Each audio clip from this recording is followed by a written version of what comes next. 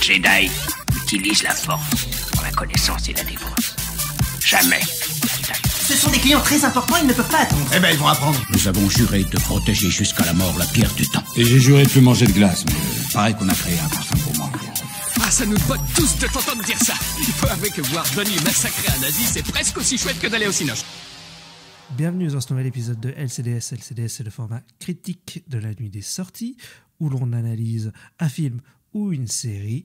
Et pour ce faire, je suis comme d'habitude avec Al. Bonsoir Al. Bonsoir Ista, comment ça va? Bah écoute, ça va bien, on va parler un peu de baston, on va se fight. C'est ça, ouais, nous on est fans de films de baston. Non, je sais pas. Ouais, non, moi j'aime bien les films de baston. Sauf que là, ouais, c'est direction les plateformes, direction Prime Video, et on va parler de... Bah moi je croyais qu'on allait parler du UFC, tu vois, avant de voir le film. Enfin bref, là Ah ouais, je spoil un peu. Mais moi je pensais que ça allait être un truc de Ah UFC. oui, oui, je pense aussi, ouais.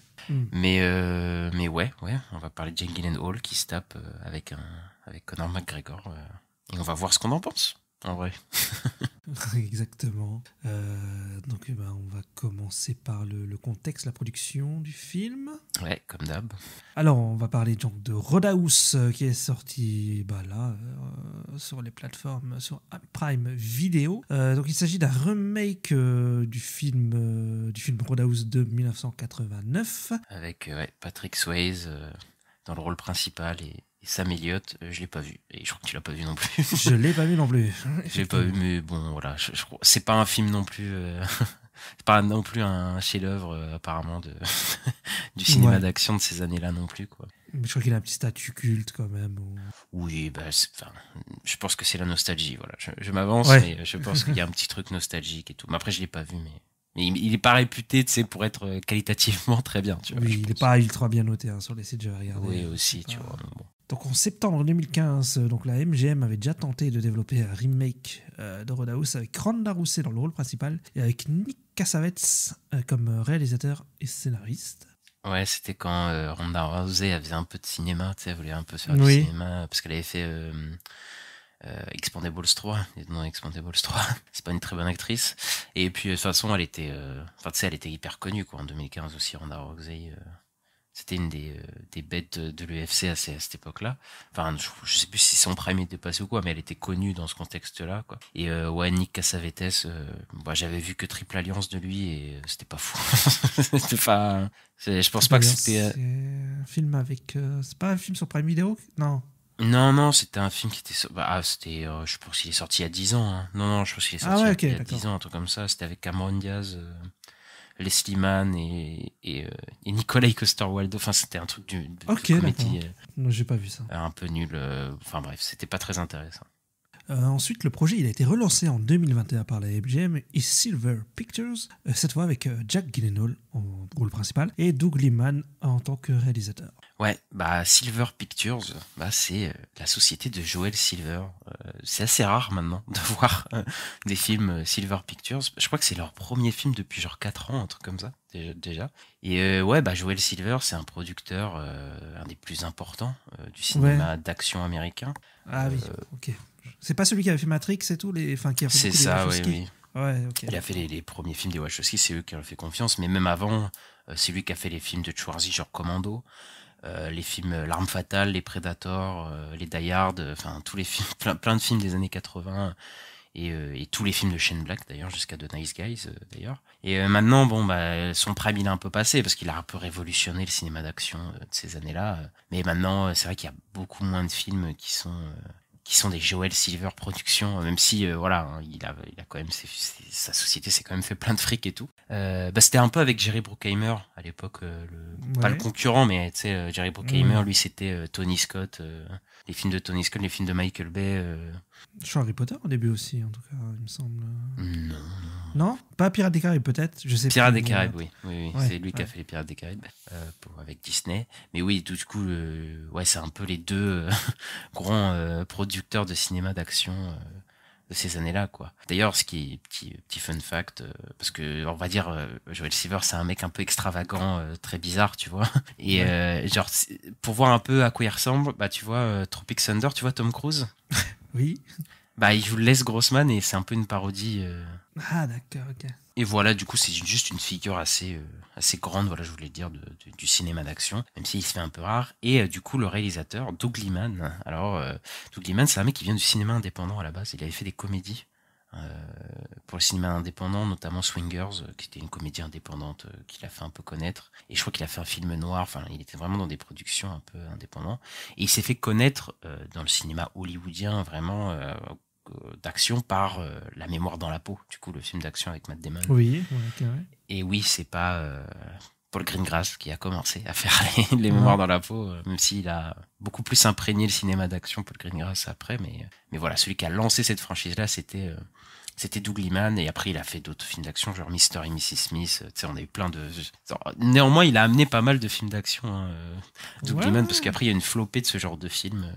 Voilà, et après il a eu des hauts et des bas dans sa carrière. Il a fait Jumper notamment, qui est pas très bon du tout, avec Hayden Christensen, tu l'avais vu toi, Jumper? Oui, mais moi j'aimais bien quand j'étais jeune. Mais oui, mais c'est pas un bon film. Hein. C'est pas un bon film. Le principe me faisait kiffer un peu quand même. Ouais, bah oui, quand t'es jeune, c'est sympa, quoi. Et après, il est un peu revenu dans le cinéma hollywoodien des années 2010 grâce à Tom Cruise, notamment, parce qu'il a fait Edge of Tomorrow. Edge of Tomorrow, on l'aime bien, nous, tous les deux. Ah bah oui. L'adaptation du manga, voilà, où le personnage peut mourir autant qu'il veut, il revient, et ça donne des super scènes. C'est un super film d'action. Il avait fait Barry Seal aussi, American Traffic. Ça, j'ai pas vu. Avec Tom Cruise. Mais c'est pas un film vraiment d'action, c'est plus un thriller avec Tom Cruise et tout, c'est pas trop mal. Et là, il est un peu sur la repente descendante maintenant, parce que tu sais, il avait fait 2 films là pendant le confinement qui étaient sortis. Il avait fait Chaos Walking. Je sais pas si tu vois ce que c'est, avec Tom Holland là et Désiré Tom Holland, Désiré Dudley. Ouais, ok, ouais, oui, ça avait pas des bons retours, ça. Hein. Ça avait pas des bons retours. Il avait fait un film qui s'appelle Lockdown aussi avec Anna Tawai qui parlait justement du confinement, et ça s'est pas bien passé. Non plus, c'était pas fou. Et voilà, il a fait ce film là. Et d'ailleurs, son prochain film, c'est censé être le film où Tom Cruise il va dans l'espace là. Tu sais. Oui, c'était. Il devrait le faire avec lui. Luna Park ou un truc comme ça, je sais plus. Mais ça fait un moment que ça en parle. Ouais, c'est un moment, mais je sais pas si Tom Cruise il va le faire au final, mais je suis pas sûr. Mais c'était dans les projets. Voilà, c'était la petite aparté Doug Liman, Joel Silver. D'accord. Donc ensuite, le projet il a été officialisé à l'été 2022 après le rachat de la MGM par Amazon. En mars 2023, Jack Gyllenhaal tourne une scène avec Jay Heron, ancien combattant de l'UFC, lors de l'UFC 285 à la T-Mobile Arena de Las Vegas, notamment avec la présence de Dana White. Ouais, bah c'est là que le film il a commencé à faire parler. Oui. La promo, c'est qu'on a vu les images de Jack Gyllenhaal qui était à l'UFC. Dana White, c'est le président, je crois, de l'UFC, un truc comme ça. Enfin, celui qui gère tout. Et ouais, on voyait Jack Gyllenhaal qui débarquait, qui allait faire un faux combat et tout. Et on s'est dit, ah putain, c'est pour quel film et tout. Et il y a pas mal de gens qui se sont intéressés du coup au projet grâce à ça. C'était un bon coup de com à ce niveau-là. Ouais. Malheureusement, la communication autour du film n'a pas été très brillante, parce qu'il y a eu plein de déboires, et je vais te laisser en parler. Oui, on en a parlé plusieurs fois dans le podcast dans le format news.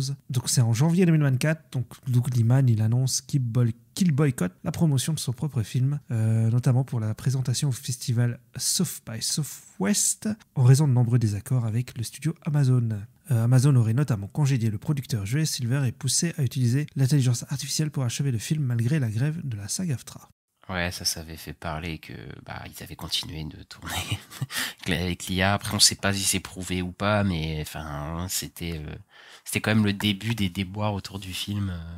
On continuait après avec le boycott de Doug Liman et tout, parce que pour rappel, en fait, le film de Jake Gyllenhaal et Doug Liman, du coup Roadhouse, en fait, Doug Liman dit qu'il aurait dû sortir en salle, voilà, et que lui il voulait que c'était sorti en salle, et on lui avait dit que le film sortirait en salle. Apparemment, c'est pas forcément vrai cette histoire, parce que Doug Liman du coup il a boycotté parce que son film sort pas en salle, mais apparemment, je crois que c'est Hollywood Reporter qui avait sorti un truc, que comme quoi ils avaient le choix, soit de faire le film pour 60 millions et qui sortait en salle, soit faire le film pour 85 millions et du coup ils sortaient pas en salle, et apparemment ils auraient pris la deuxième option, donc d'avoir plus de 20 millions de dollars en plus pour le film, et donc du coup il est pas sorti en salle. Qui a raison, qui a tort, on ne sait pas dans cette histoire, mais en tout cas ça a été compliqué quoi, avant la sortie du film. Ouais, la prod c'était compliqué, mais après il y a quand même eu des retours. Au final, à la fameux festival, Jack Gyllenhaal est quand même venu le présenter, le film. Et je crois que Doug Liman il a pas présenté, mais il était quand même présent, je crois, dans la salle. Bah à la fin, là, ils ont fait la promo, ils ont fini par faire la promo. Tu sais, je crois qu'il est allé sur Jimmy Kimmel ou Jimmy Fallon, Jake Gyllenhaal. Enfin, tu sais, ils sont partis quand même défendre, en tout cas promouvoir le film quand même, même si s'il y avait des problèmes et tout internes. Donc bon. Au final, voilà, ils ont fini par revenir, mais il y a quand même des trucs très louches autour du film. C'est vrai. Et ouais, ben on va parler du film, je pense, Ista. Ouais, let's go. Hein. Mais d'abord, la bande-annonce. Les gens ont l'air un peu agressifs dans le coin.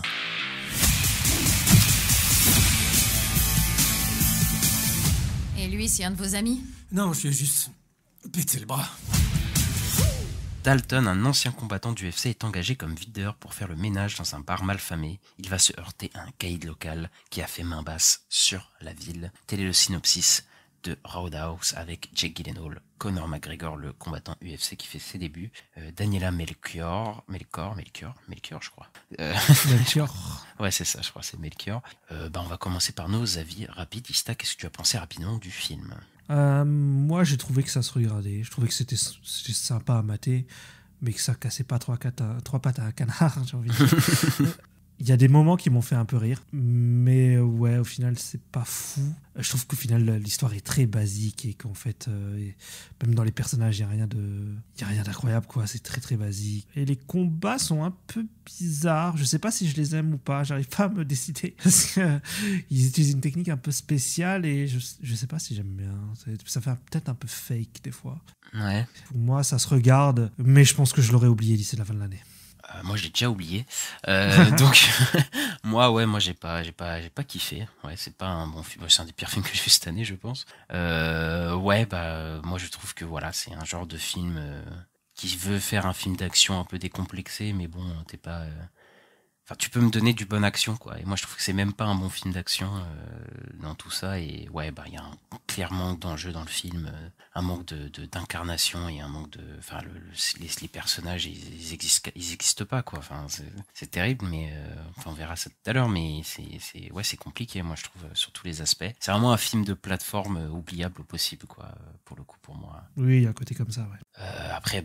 Bon voilà, on va rentrer un peu dans le dur. Je trouve qu'il se passe rien dans le film. Enfin, vraiment dans la majeure partie du film, surtout la première heure, je m'ennuie fermement, moi. Je sais pas toi, mais moi je m'ennuyais pas vraiment, mais au bout de 50 minutes, je me suis quand même dit, en fait, pour l'instant, c'est juste un videur qui fait la sécurité dans un bar et puis ça va pas plus loin, quoi. Donc, c'est redondant de fou. À chaque fois, en gros, il est garde du corps dans un bar et à chaque fois, il y a des mecs qui viennent faire chier, ils les tabassent, puis ils sortent, et puis on le fait chier, il les tabasse et voilà, quoi. Et McGregor, il arrive à une heure de film, hein, je crois. Ouais, il arrive tard, hein. Ouais, même plus, je crois. Et même jusque-là, il n'y a pas d'enjeu, quoi. Tu suis le personnage de Jake Gyllenhaal qui a pas vraiment de motivation et voilà, il tape. Et les méchants, ils sont pas. Les méchants qui tapent dans tout le film sont pas très menaçants, à part McGregor quand même. Mais le reste, enfin voilà, quoi, il est one shot, quoi. Genre, oui, t'es en mode bon, d'accord, tu regardes en faisant ça, mais c'est pas. Il y en a un qui est un peu sympa. Moi, il me faisait un peu rire parce qu'il est sympa avec lui et tout. Il y a un méchant, il est sympa. Mais c'est un acteur que je connais en plus. Je sais plus où je l'ai vu, mais je le connais. Je sais plus aussi. C'est un peu un comic relief aussi. Toi l'humour, ça t'a fait rire ou pas? Mais moi, un peu, ouais, quand même. Enfin, genre, quand il tabasse tous, après, il les emmène dans l'hôpital et qu'il est dans la bagnole, moi, ça me fait un peu rire quand même, tu vois. Ouais, moi, ça participe au manque d'enjeu du film, quoi. Je veux dire, à quel moment le mec, il tabasse des gars qui l'accompagnent à l'hôpital. Enfin, je trouve ça trop. Je trouve ça fou, quoi. Je me dis, bon, d'accord, mais c'est pas très. Après, les moments d'humour, c'est que des one-liners. Enfin, c'est vraiment, il a vraiment l'esprit d'un film des années 80. Tu vois. Pour moi, c'est vraiment un film daté, quoi. Tu vois, c'est vraiment dans ses concepts, dans ses trucs, dans sa narration et tout, c'est vraiment un film daté. On dirait un mauvais film des années 80, tu vois. Ouais, mais oui. Un peu ce côté-là, quoi. Après, je sais qu'il y a des gens qui vont dire, il faut poser son cerveau, mais je trouve qu'il y a même pas le minimum vraiment de spectacle. Attendu, quoi. Après, il y a un côté, c'est vrai qu'il y a un côté fun over the top, un peu nanardesque dans le film, quand il se fait écraser Jake Gyllenhaal, c'est n'importe. Enfin, il y a le truc du crocodile au bout d'un moment. Enfin, c'est même la fin et la fin, c'est complètement over the top, tu vois, qui est un peu assumé, mais je trouve pas ça spécialement bien fait. De toute façon, on en reparlera. Mais même l'ambiance, moi, j'ai lu des choses un peu des critiques et de de ce que les gens disaient du film des années 80, quoi. Ils disaient quand même qu'il y avait un côté un peu poisseux, avec une ambiance, tu sais, avec le bar et tout. Et là, je trouve qu'il n'y a aucune ambiance dans ce film-là, tu vois. Genre, il n'y a même pas cette ambiance-là. Là, ils sont dans un endroit un peu paradisiaque, mais bon, je trouve ça un peu générique, moi, je trouve.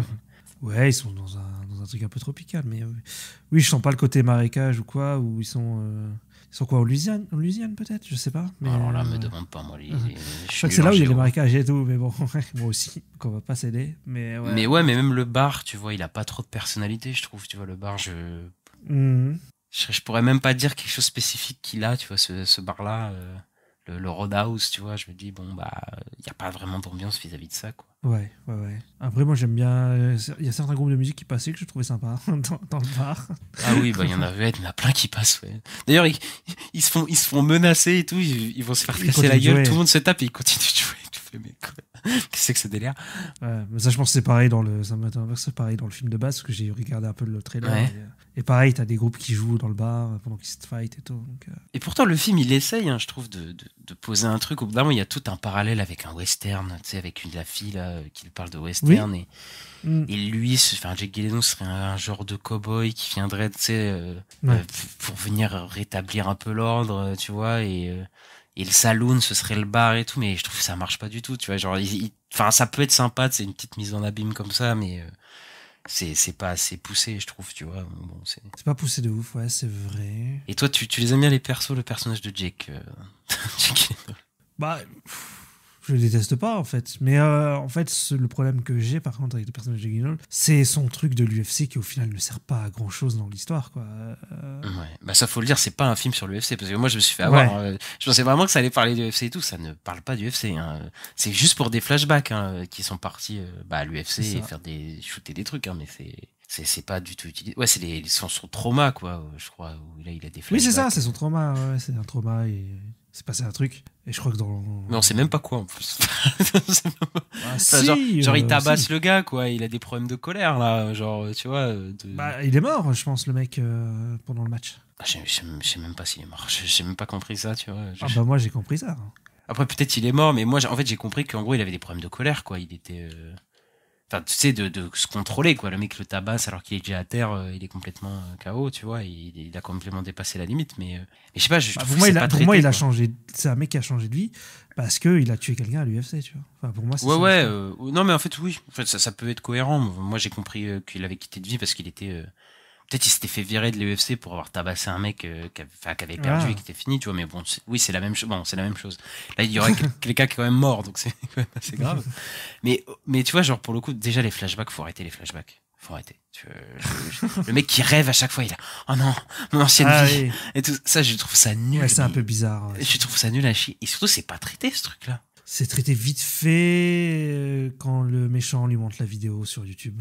Mais même, enfin ouais, mais sur le personnage de Jake Gyllenhaal, moi j'ai un problème, c'est qu'il évolue pas, ce perso. Enfin, il est. Oui, ça oui. Il est toujours dans ce même truc, même dans son trauma, il a pas d'évolution, il change pas, tu vois, vraiment, du début à la fin. Et d'ailleurs, à un moment dans le film, c'est même pas vraiment un spoil, mais il se met à tuer des gens. Oui. Tu sais, c'est censé être un truc mais c'est même pas traité avec gravité, vraiment, je trouve. Non, mais il y a rien qui est traité avec gravité dans le film, hein. Ça c'est un problème, ouais. Ah ouais, il y a un gros manque d'enjeu. Genre, ça arrive tellement tard. Mais ça fait très années 80. Parce que tu te mates même les volte-face, il y a je sais pas combien de civils qui meurent et en fait, ils en ont rien à foutre. Ouais, mais c'est ça dès le début, tu vois. Parce que là, le personnage de Jake Gyllenhaal, je suis censé avoir un switch de fou, tu vois. Genre, au moment où il tue les mecs, oui. Là, il est plus dans le tabassage et tout. Il passe en vengeance, ouais, en bonne vengeance. Mais je trouve que c'est traité d'une manière, genre un peu osef, tu vois. Genre, on s'en fout, tu vois. Genre, c'est pas grave, tu vois, il y a pas vraiment de changement. Tu fais, ok, bon, bah d'accord. En fait, j'ai l'impression que ça commence, mais qu'après, ça rétropédale. J'ai plus cette impression-là. Ouais, je sais pas. Moi, j'ai l'impression qu'il y a un problème d'écriture de fou, dans ce personnage. Par contre, Jake Gyllenhaal, il est hyper musclé. Ouais. Alors ça, il le montre bien, ça, tout le film. Moi, j'ai l'impression que tout le film, toute l'histoire du film, c'est pour montrer à quel point il est puissant, il est musclé, il est badass, avec Conor McGregor, là, tout le temps torse nu, là, Conor McGregor. Ouais. Et ouais, c'est en mode, regardez comment ils sont BG, quoi. Enfin, qu'ils sont puissants, et voilà. Et après, Jake Gyllenhaal, là, alors là, il a fait une diète de fou, il est hyper musclé, il est sec comme pas possible, là. Mais, enfin, en termes d'acting, on dirait qu'il s'en fout, quoi. Ouais, il y a un côté comme ça. Ouais. Mais son personnage aussi s'en fout un peu, j'ai l'impression. Donc, je sais pas trop. Est-ce que c'est l'acteur ou est-ce que c'est le personnage? Ça, je sais pas. Moi, je pense que l'acteur, il s'en fout. Je pense que son personnage est mal écrit, hein, voilà. Mais je pense qu'il aurait pu donner plus d'intensité à son personnage. Mais moi, j'ai l'impression qu'il est là pour son chèque. Hein. D'ailleurs, c'est très bizarre, mais le Cary Gyllenhaal, c'est quand même un mec qui faisait attention à ses projets et tout, tu vois. Moi, c'est un mec que j'aime beaucoup. Hein. Il a fait beaucoup de films dans les années 2000. Voilà, Brokeback Mountain, Zodiac, Brothers, tous ces films-là, j'avais beaucoup.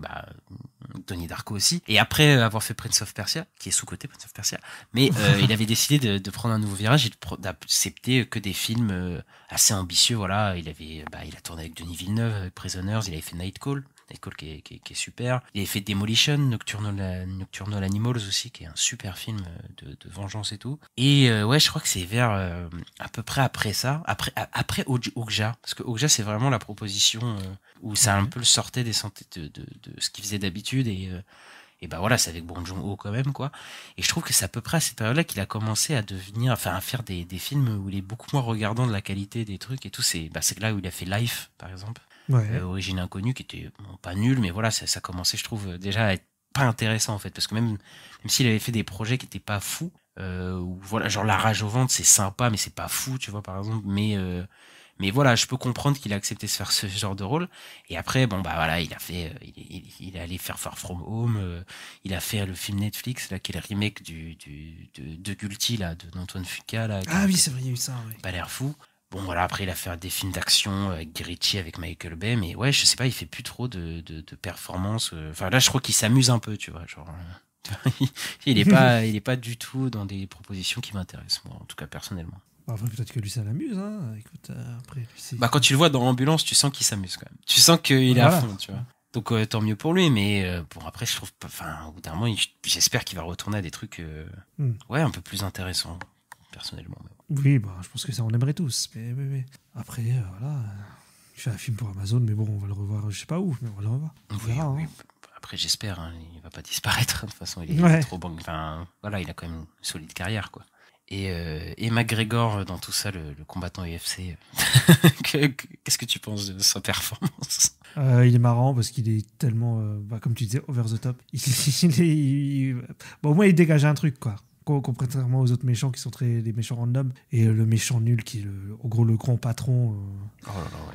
Qui lui est vraiment pas terrible. Le fils à papa, là. Ouais, le fils à papa, ouais. Mais lui, Conor McGregor, il dégage quand même un truc, je trouve. C'est vraiment un psychopathe, quoi. Et moi, j'aime plutôt bien Conor McGregor dans le film. Ouais, en fait, les autres méchants, ils sont tout. Enfin, c'est nul et caricatural. Enfin, comme dans les années 80, en fait. C'est vraiment un film qui est daté, quoi. Oui.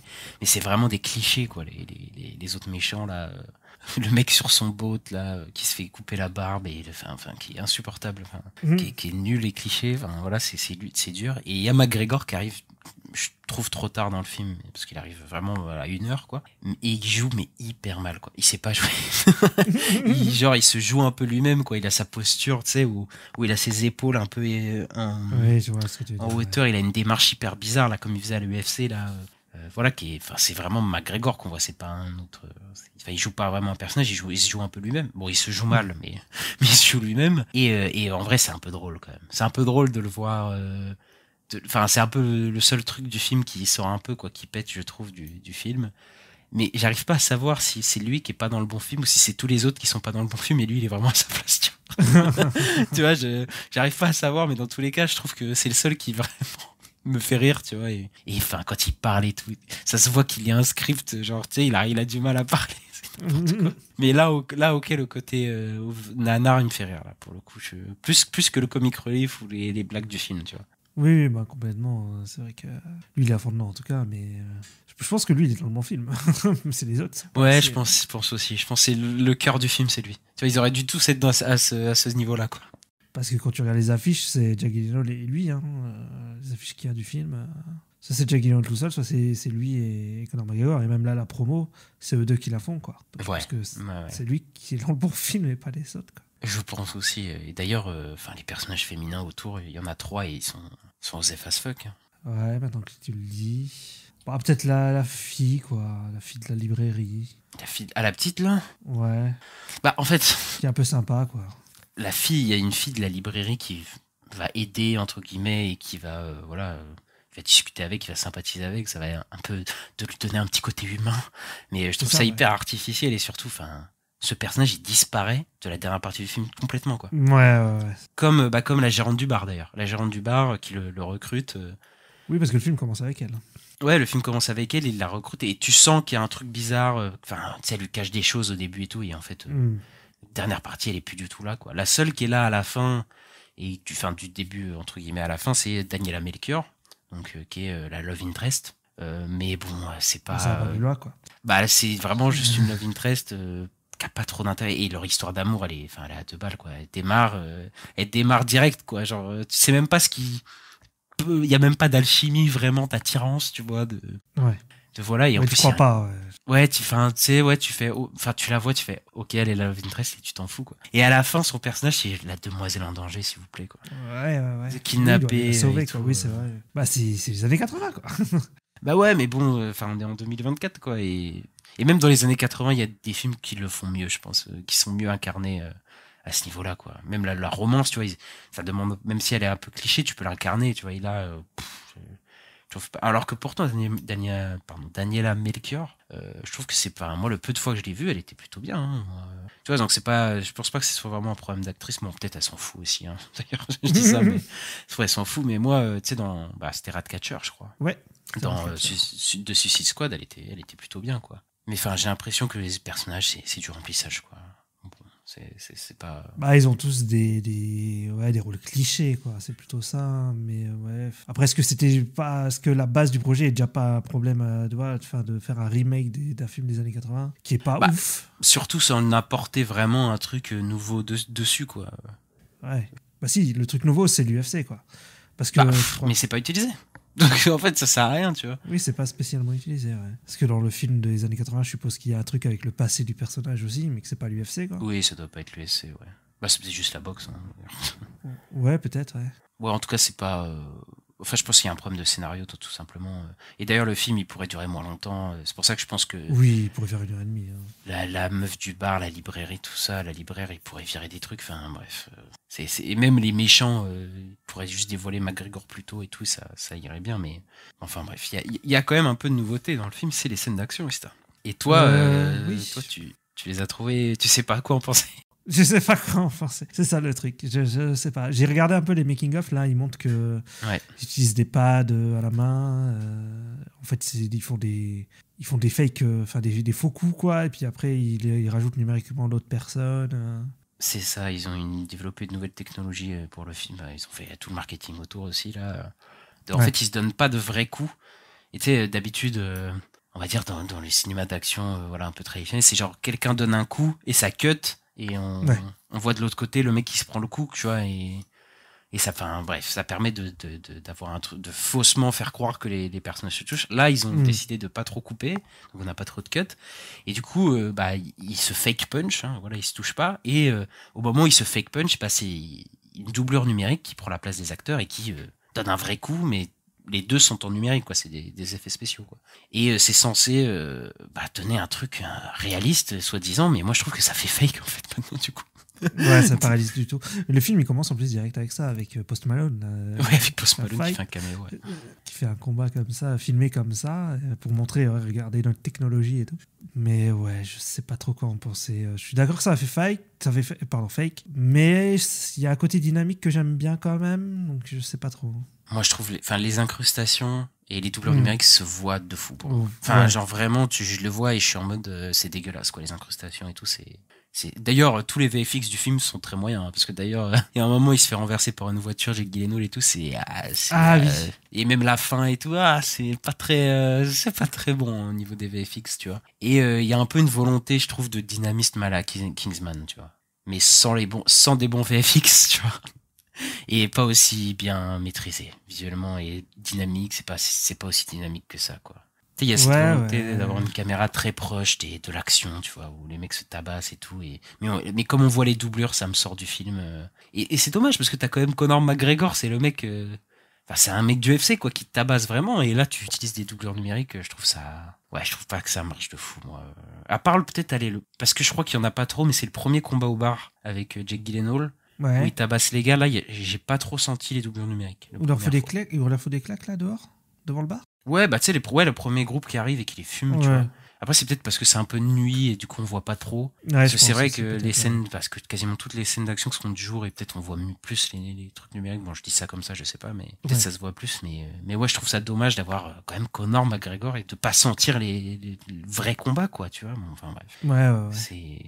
C'est compliqué, quoi. Ouais, je suis assez d'accord sur ça. Mais ouais, voilà, c'est un peu... Enfin, voilà, pour finir, voilà, globalement, j'ai l'impression que c'est un film de plateforme vite oubliable. Et en fait, je sais pas, par contre, ça qui m'intrigue, c'est est-ce qu'ils ont voulu faire un nanar à genre 80 millions, tu vois? Est-ce qu'ils sont conscients? Est-ce qu'ils le font exprès, tu vois? Parce qu'en fait, tout le monde est un peu en roue libre, en fait, enfin, surtout McGregor, mais j'ai l'impression que tout le monde s'en fout un peu, tu vois, de ce qu'ils font. Donc je crois qu'il y a un peu cette volonté de faire un genre de film décomplexé, nanar, assumé, tu vois. Bah, je pense, oui, parce que le film me paraît... Enfin, pour moi, il est plus sympa qu'un Expendables 4, par exemple, qu'on a eu l'année dernière. Où, Ouais, mais là, c'est les fonds des chiottes. Là. Ouais, c'était vraiment les fonds des chiottes. Où, ouais, mais ça se met même pas en nanar. Expendables 4, ça se prenait au premier degré, ça se prenait au sérieux. Là, je pense que ça se prend quand même moins au sérieux. Je pense que les acteurs sont quand même là pour s'amuser. Après, ouais, bon, comme tu dis, il y a des problèmes, quoi. Moi, j'ai pas de problème avec le fait, parce que, tu sais, je sais qu'il y a des gens qui vont dire, ouais, tu sais, c'est un film de baston décomplexé et tout, voilà, faut pas se prendre la tête. Mais en fait, moi, je me prends pas la tête. C'est juste que, genre, il y a des films de baston, d'action décomplexés qui sont beaucoup plus fun et beaucoup mieux écrits que ça, quoi. Tu vois, tu peux faire un truc un peu débile, voilà, avec des bonnes scènes d'action et je suis un peu impliqué dedans, tu vois, un truc un peu drôle, tu vois. Ouais, bah en fait, c'est juste qu'il y a eu d'autres cinémas d'action qui sont arrivés, voilà, après les années 80 et que ce genre de cinéma, ouais, bah comme tu dis, c'est vieux, quoi, ça fait dater, forcément. Moi, j'aurais pardonné un peu au film si le film était vraiment, genre dans son action, complètement fou et bien fait, tu vois.